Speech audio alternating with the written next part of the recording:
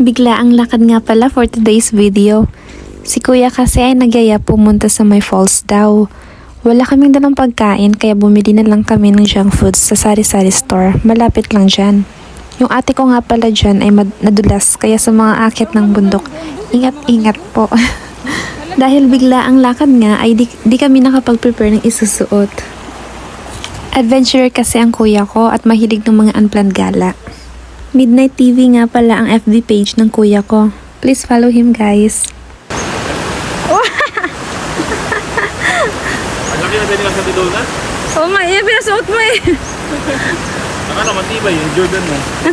Peke man yan. Sabi ko, nahawakan ko na yan, te. Para may panghawa ka sa bato. Ilagay sa bag mo.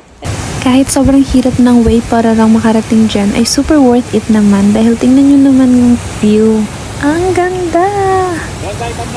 Pero alam nyo ba guys, ang taas nito akyatin at medyo madulas yung mga buhangin at bato.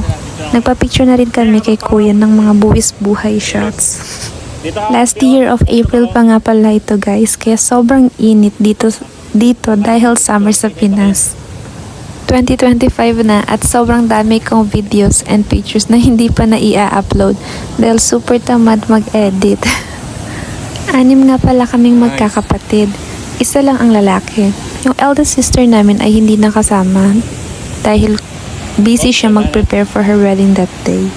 Yan nga pala yung pangatlo sa aming magkakapatid, si Ate Mengay. At nagbakasyon lang din siya, galing siya ng Pampanga. Hindi na nga pala kami naligo dyan guys dahil parang tumaas na yung tubig at naghanap na lang kami ng ibang falls o ilog.